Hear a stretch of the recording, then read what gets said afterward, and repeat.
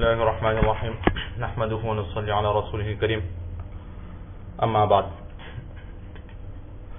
وعن أبي موسى رضي الله تعالى عنه قال سمعت رسول الله صلى الله تعالى عليه وعلى آله وسلم يقول إن الله خلق آدم من قبضة قبضها من جميع الأرض فجاء بنو آدم على قدر الأرض منهم الأحمر والأبيض والأسود وبين ذلك والسهل والحزن والخبيث والطيب رواه أحمد والترمذي وأبو داود.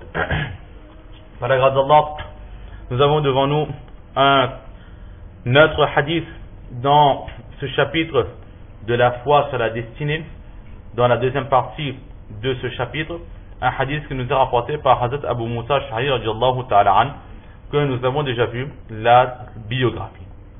Il nous dit qu'il a entendu le saint prophète sallallahu alayhi wa sallam dire qu'Allah subhanahu wa ta'ala a créé Hazrat Adam alayhi salatu wa salam à partir d'une poignée de terre qu'il a récupérée sur toute la terre.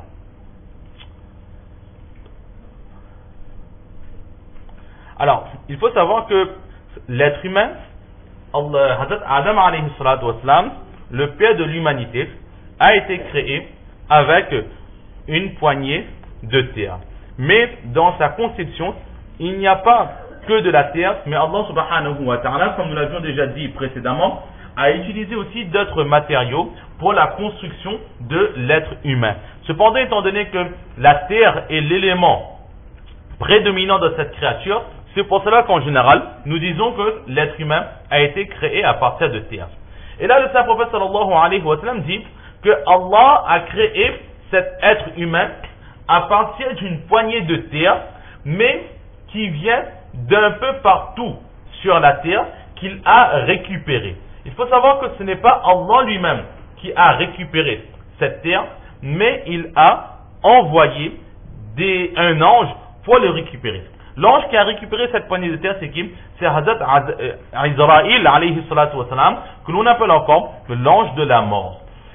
À l'origine, il n'avait pas cette vocation d'être l'ange de la mort, mais étant donné que c'est lui qui a récupéré la poignée de terre qui a servi à la conception de Hazrat Adam alayhi salatu wa salam, alors Allah subhanahu wa ta'ala lui a dit, étant donné que tu as un rôle dans la création de cet être, tu auras aussi un rôle au moment de sa mort. C'est pour cela que c'est lui qui va aller récupérer l'âme dans le corps de ces êtres humains. Selon certaines narrations, dans un recueil appelé les miracles, où la créature, les anges et leur conception, Farishton ki ajaib halat, dedans il est écrit que Israël alayhi salatu wa salam, cet ange, il n'est l'ange de la mort que pour les êtres humains, que pour les êtres humains. Pour les animaux, pour les autres créatures, alors ce sont d'autres anges qui ont cette mission de récupérer leurs âmes. Maintenant, par takriman, c'est-à-dire pour montrer l'importance, la valeur de cette créature, Allah subhanahu wa ta'ala, il dit lui-même que c'est lui qui a récupéré la terre. C'est une façon de parler, mais en fait ce n'est pas lui qui a récupéré cette terre, mais c'est l'ange Hazrat Israël alayhi salatu wa salam. Exactement comme par exemple une équipe qui par exemple joue le match et à la fin l'entraîneur dira que nous avons gagné. Alors que l'entraîneur, il n'a strictement pas joué, il est resté sur le banc, il a simplement donné les ordres. Mais lui aussi il sera récompensé et il va assimiler sa victoire à la sienne. Ça c'est un exemple sur terre. Alors Allah subhanahu wa ta'ala lui aussi, étant donné qu'il a donné l'ordre de récupérer cette terre, c'est pour cela que le prophète sallallahu alayhi wa sallam a employé ce terme, que Allah il a récupéré une poignée de terre, Allah a donné l'ordre de récupérer cette poignée de terre. Mais c'est une poignée de terre qui rassemble des particules de terre venant d'un peu partout sur la terre. Il faut savoir que la terre, donc elle a ses continents, éventuellement des îles, et il a aussi l'océan. Hazrat Israël alayhi salatu wa salam, selon Allah subhanahu wa ta'ala, n'a récupéré que les parcelles de terre venant des endroits où l'être humain habitera. Là où l'être humain n'habitera pas, Allah de sa sagesse, il sait où est-ce quelle partie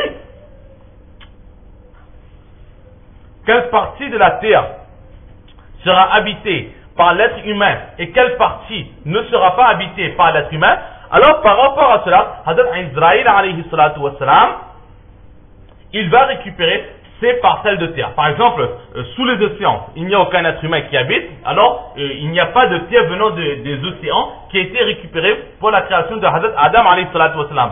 Admettons des montagnes très très hautes, là où il n'y a aucune habitation, alors à ces endroits aussi, la terre n'a pas été récupérée, mais là où il y a habitation, l'être humain est susceptible et dans la connaissance d'Allah, l'être humain habitable, alors ce sont à ces endroits que la terre a été récupérée. C'est pour cela que selon certaines narrations aussi, ils disent que chaque être humain sera enterré à l'endroit où pour chaque être humain, donc, il a fallu un peu de terre.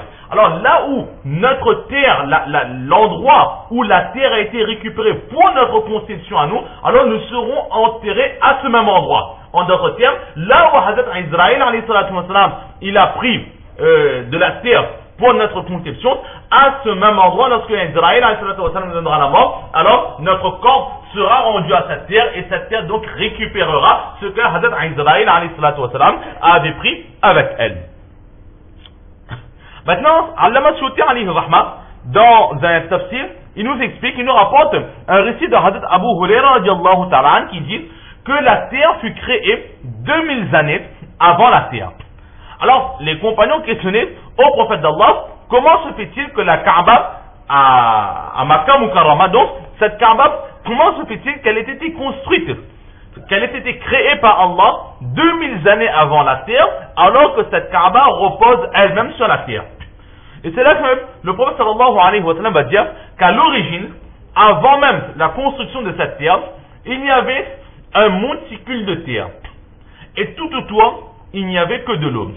Ce monticule de terre, c'est là que repose la Ka'batullah. Donc là, nous voyons que le monticule, il est déjà là, mais la terre sur laquelle nous vivons, elle n'a pas encore été créée. Si vous voulez, le noyau terrestre est déjà là, mais la terre elle-même, dans sa grandeur, dans toute sa surface, n'a pas encore été créée. Et lorsqu'il n'y avait que ce monticule, alors il y avait deux anges qui étaient constamment postés sur ce monticule, et ils faisaient les louanges d'Allah subhanahu wa ta'ala jour et nuit à cet endroit, et cela pendant 2000 ans. 2000 ans plus tard, Allah subhanahu wa ta'ala va décider de créer, en d'autres termes, d'étaler la terre. Alors c'est là qu'il va commencer à partir de ce monticule, il va étaler la terre exactement comme on a une pâte d'eau et de farine, donc on a une pâte, c'est une boule, et ensuite comment on le met sur la table et on commence à l'étaler pour faire le gâteau, pour le mettre dans le moule, etc. De la même façon, Allah, il va étaler ce monticule de chaque côté.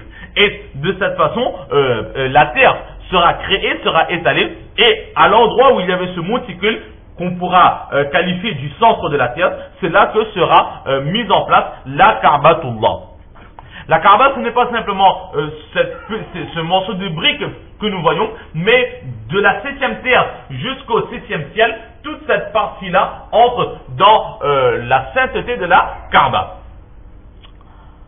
C'est pour cela que le prophète sallallahu alayhi wa sallam a dit que 2000 années avant la création de la terre, la Kaaba, donc l'emplacement de la Kaaba, la sainteté de cet endroit avait déjà été créé par Allah subhanahu wa ta'ala.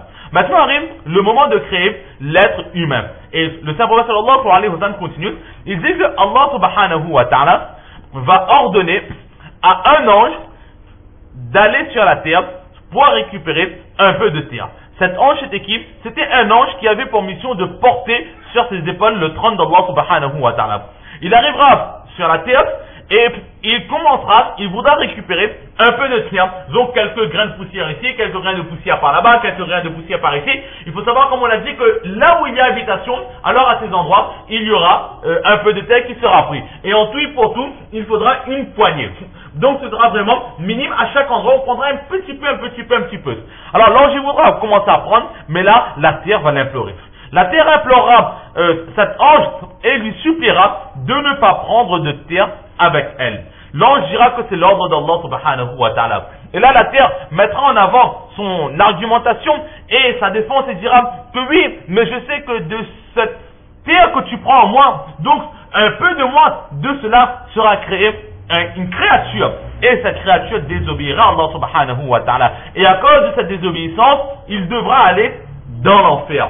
Mais cette créature, même si c'est une créature d'Allah subhanahu wa ta'ala, elle aura en elle un peu de moi. Et moi, je n'ai pas désobéi à Allah. Je ne veux pas qu'à cause d'elle, certaines de mes parties, certains atomes, certaines particules de mon corps doivent brûler en enfer. C'est pour cela que je t'en supplie de ne pas prendre de terre chez moi. Alors cet ange écoutera la terre et prendra parti pour la terre, retournera vers Allah subhanahu wa ta'ala et dira à Allah que je n'ai pas eu le cœur de le prendre car il m'a présenté son problème de cette façon, je m'en excuse et demande à quelqu'un d'autre, entre guillemets, ça c'est nous qui l'ajoutons pour bien comprendre, donc il dira qu'il ne pourra pas, donc il n'a pas réussi à prendre de cette poignée de terre sur la terre. Allah subhanahu wa ta'ala enverra un second ange. Ainsi de suite, plusieurs anges, les uns après les autres vont se présenter à la terre, mais à chaque fois la terre les suppliera de ne pas prendre en elle cette poignée de terre, et à chaque fois les anges auront pitié pour cette terre et ne prendra pas.